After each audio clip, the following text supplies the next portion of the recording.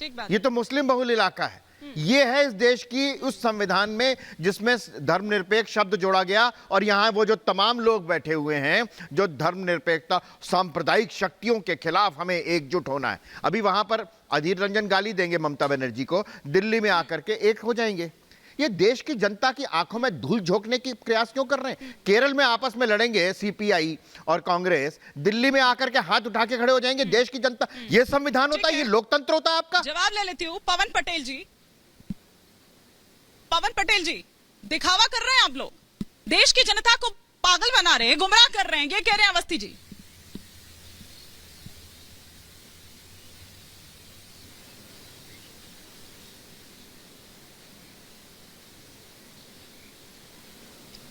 पवन पटेल जी, आपको मेरी आवाज आ रही है?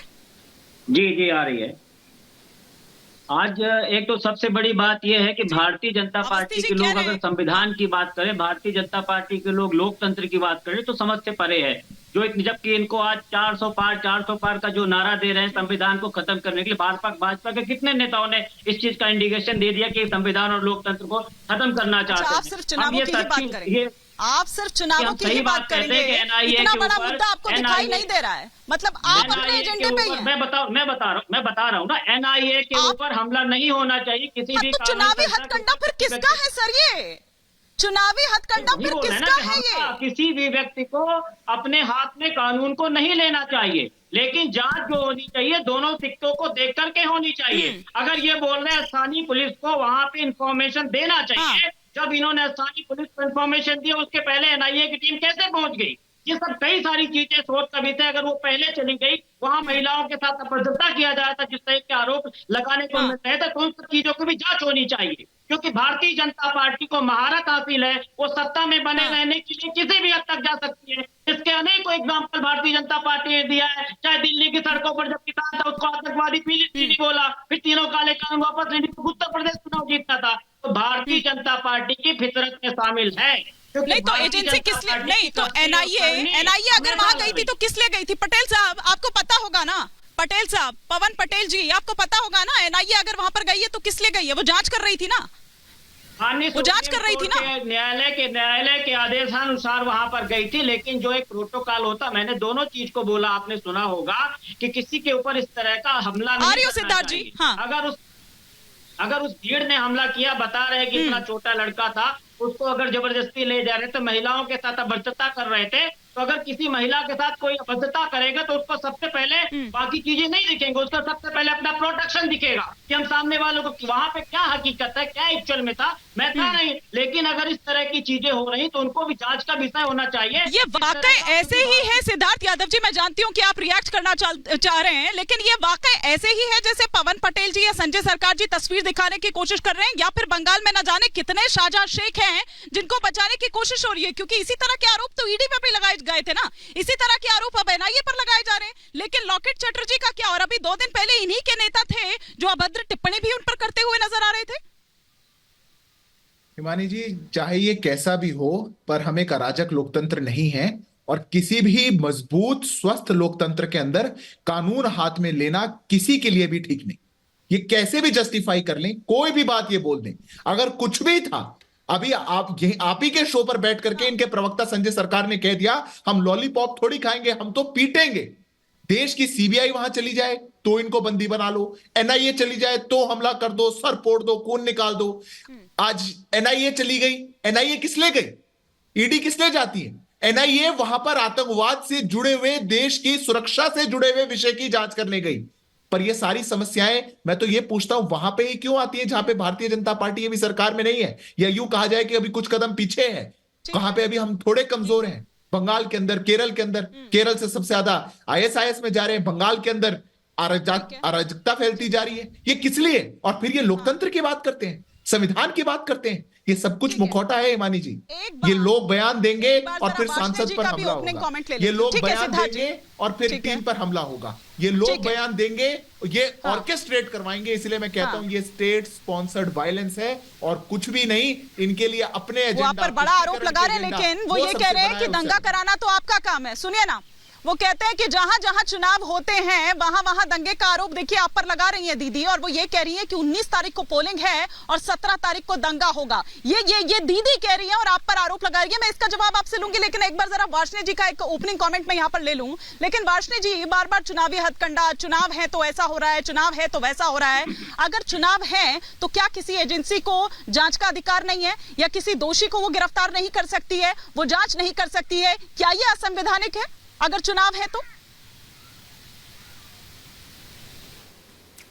नहीं, देखिए हिमानी जी, ये 3 एस्पेक्ट हैं आपके आज के टॉपिक में। इसमें तो कोई शक नहीं है कि किसी भी एजेंसी को ड्यूरिंग इलेक्शन पूरा राइट है कि वो किसी भी क्रिमिनल्स को अरेस्ट करे, पर यह भी देखना होगा कि क्या ये जांच एजेंसियां सिर्फ चुनाव के दौरान सिर्फ उन्हीं स्टेट्स में जाती हैं जो अपोजिशन रूल स्टेट्स हैं, जो विरोधी दलों के हैं। टीएमसी वहाँ पे भारतीय जनता पार्टी और विरोधी दल है। परंतु ये भी सही है कि बंगाल में ममता बनर्जी की सरकार में गुंडागर्दी खूब पनपा है। साथ ही साथ बीजेपी वाले भी वहाँ पे राम का और धर्म का सहारा लेके गुंडागर्दी करते हैं, त्रिशूल लेके चलते हैं, बंदूकें लेके चलते हैं जुलूसों में। और इसमें कोई शक नहीं है कि बंगाल का एक सांप्रदायिक सौहार्द वाली जनता है और इन्होंने वहाँ का सांप्रदायिक सौहार्द बिगाड़ दिया है बीजेपी वालों ने। पूरे देश में ये कम्युनलिज्म को आगे ला रहे हैं। तीसरी बात ये है कि हम ये जानना चाहते हैं कि हिंदुस्तान को आप रेडिस्तान नहीं बना सकते। रेड बनेगी सिर्फ उन स्टेट्स में जहाँ पे बीजेपी की सरकार नहीं है। रेड वहाँ क्यों नहीं पड़ती है जहाँ पे इन्होंने 60 करोड़ रुपए का चंदा लिया है? उस बंदे से चंदा लिया है जिसके लिए आपने केजरीवाल को गिरफ्तार किया है। आप छोड़ते हो, उसके बाद चंदा ले लेते हो। ना इनके यहाँ ईडी जाती है, ना बीजेपी वालों के यहाँ सीबीआई जाती है, ना एनआईए जाती है, ना कोई और जांच एजेंसी जाती है, इनकम टैक्स जाती है, क्योंकि इन्होंने एक वॉशिंग मशीन लगा रखी है। उस वॉशिंग मशीन में ये लॉन्ड्री में सबको धो देते हैं और उनके कपड़े सफेद कर देते हैं। ये चुनाव बेरोजगारी पे नहीं लड़ना चाहते, ये चुनाव महंगाई हो रखी है उस पर नहीं लड़ना चाहते, ये चुनाव अग्निवीर खराब स्कीम है उस पर नहीं लड़ना चाहते, देश की अर्थव्यवस्था डूबी पड़ी है उस पर चुनाव नहीं लड़ना चाहते, सबसे ज्यादा विदेशी कर्जा देश पे हो गया उस पर नहीं लड़ना चाहते, मुद्दों पर नहीं लड़ना चाहते। सिद्धार्थ यादव जी और संजय सरकार, प्लीज एक बार दोनों को स्क्रीन पर ले लीजिए। पर लेकिन वार्ष्णेय जी जो आरोप लगा रहे हैं, पहले तो वो कम्युनल, वो तमाम सारी बातों को लेकर, मुद्दों को लेकर, और ये मुद्दे वो कह रहे हैं कि मुद्दों पर तो आप दरअसल लड़ना ही नहीं चाहते हैं। आप भी दरअसल ये राम नाम जो यहाँ पर थोड़ी देर पहले जिक्र आ रहा था दीदी का, आप पर भी वही आरोप लगा रहे हैं, और अपोजिशन को लेकर कि वही जाती है आपकी जो एजेंसीज हैं, ये आरोप आप पर। सिद्धार्थ जी, क्विक रिएक्शन, फिर मैं संजय सरकार जी आ रही हूँ। हिमानी जी, सबसे पहले तो उनको ये बात पता होनी चाहिए कि राम का नाम सबसे पहले रामनवमी पे दंगे होंगे, ये दीदी ही बोल रही है। चुनाव शुरुआत हुई है, महिलाओं का अपमान करना तो कांग्रेस पार्टी ने शुरू किया। क्या कहा था कंगना जी के लिए, क्या कहा गया है अभी हेमा मालिनी जी के लिए, क्या कहा जा रहा है हमारी ओर से खड़े होने वाली प्रत्याशियों के लिए, क्या किया जा रहा है लॉकेट चैटर्जी के साथ। हम तो मुद्दों पे ही लड़ना चाहते हैं। हम तो कह रहे हैं आप आइए अर्थव्यवस्था पे बात करके देखिए ना एक बार। हम तो कह रहे हैं 1.8 ट्रिलियन की इकोनॉमी आज 4 ट्रिलियन की हो गई है। 10वें स्थान से 5वें स्थान पर हम आ गए हैं। हम 3rd लार्जेस्ट इकोनॉमी बनने जा रहे हैं। 2027 में हम 3rd लार्जेस्ट बन जाएंगे। उस पर बात तो करिए। आपके समय में फ्रेजाइल 5 थी, आज फैंटास्टिक 5 है, बात तो करिए। पर हमारे सांसदों को आप प्रचार में नहीं जाने देंगे, जान के हमले होंगे और आप यहाँ पे आकर के बैठेंगे कि मुद्दों से भटक रहे हैं। उनकी जान पर आ बनी और मुद्दों की बात करते हैं, राम का नाम लेकर के दंगों की बात करते हैं और मुद्दों की बात करते हैं। आप लोग संजय सरकार जी बौखला गए हैं, इसीलिए राम का नाम लेकर रामनवमी का बार बार जिक्र कर कर भड़का रहे हैं। आप डर गए हैं, आप बौखला गए हैं संजय सरकार जी। आ रही हूं पवन पटेल जी, अब नीचे अवस्थी जी का भी रुख करूंगी। पहले संजय सरकार जी। डर रहे हैं, हम डर नहीं रहा है। ये रामनवमी का एक असली एक तस्वीर दिखा रहा है, अगर आप देख पा रहे हैं तरफ से बहुत अच्छा। रामनवमी के दिन में देखिए आर्म्स लेके भारतीय जनता पार्टी को कार्यकर्ता निकालते हैं। कौन से भाषा भगवान पुरुषोत्तम राम बोला है आर्म्स लेकर आप निकले, बंदूक लेके निकले?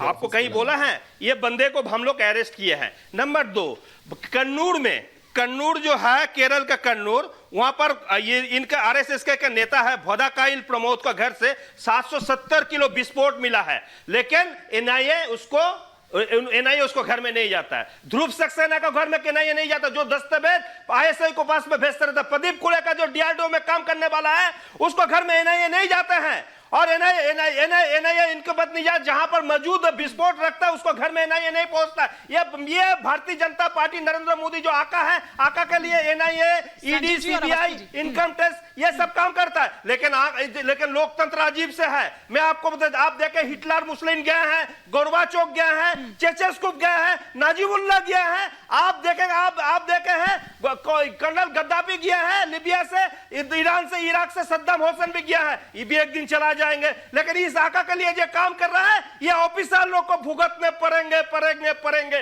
मैं आपको दावा को सच कह के जा रहा है। आप मत सोचिए कि आप भी नहीं रहेंगे, आप भी आइडेंटिफाइड हो चुके हैं जो आप भारतीय जनता पार्टी को लिए। और भारतीय जनता पार्टी को जितेंद्र तिवारी 26 मार्च को दिन में धनराम सिंह जो एसपी है, एनआईए को एसपी को घर में जाते हैं और बड़े गिफ्ट का तोहफा लेके, और वो तोहफा लेके आपको काम करता है। आपको बोलता है लोकतंत्र अजीब सी चीज है, लोकतंत्र में कोई ज्यादा दिन रहते नहीं है, उलटने पड़ेंगे। लेकिन जिस दिन उलटने पड़ेंगे, ये उलटने का जो उल्टा खेल होगा ये आपको भी संभालने पड़ेंगे। ये जवाब लोकतंत्र में आपको भी देने पड़ेंगे। ये जवाब का बाहर आप नहीं रह सकते हैं। और जिस महिला को साथ में 16 साल को बच्चे जो एग्जाम देने के बाद में वो घर में है, उसको एनआईए अरेस्ट कर रहे हैं। जो एग्जाम 10 के एग्जाम दिया है, इसी तरह का कार्ड आपने शाहजहां शेख के टाइम पर भी खेला था संजय सरकार जी। आपकी सरकार ने इसी तरह का कार्ड आपने संदेश खाली के टाइम पर भी खेला था। आपने संदेश खाली के टाइम पर भी इसी तरह का कार्ड खेला था। लेकिन अवनीश अवस्थी जी, आपको समझ आ रहा है जो थ्योरी यहाँ पर समझाने की कोशिश कर रहे हैं संजय सरकार जी? 3 लाख से 4 लाख सारी जांच। अवस्थी जी से मेरा सवाल है। अब एक सेकंड अवस्थी जी, फिर पटेल जी। वो बूथ से भी हम जीत जाएंगे। अच्छा, क्या मैनिपुलेट कौन कर रहा है? संजय सरकार जी धारा प्रवाह बोलते रहेंगे, सबको डिस्टर्ब करते रहेंगे, और मैनिपुलेशन यहाँ पर कौन कर रहा है? मैनिपुलेट कौन कर रहा है? पहली बात तो ये है, दलीलें देखे और ना जाने कौन सा पोस्टर दिखा रहे हैं आप।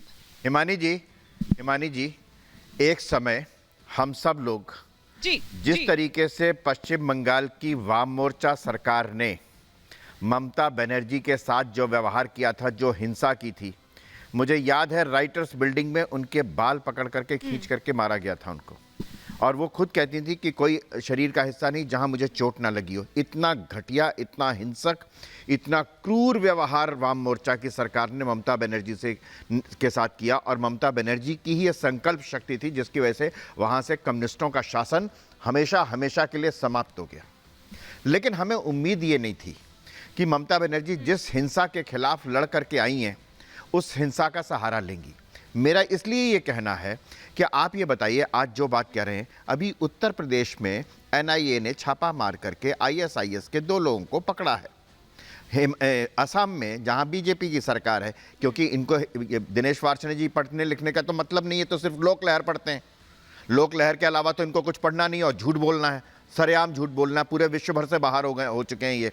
तो बात यह है कि असम से अभी पकड़े गए, अभी एनआईए ने असम से पकड़े, उत्तर प्रदेश से पकड़े, वहां दिनेश वार्ष्णेय, दोनों जगह बीजेपी की सरकार है।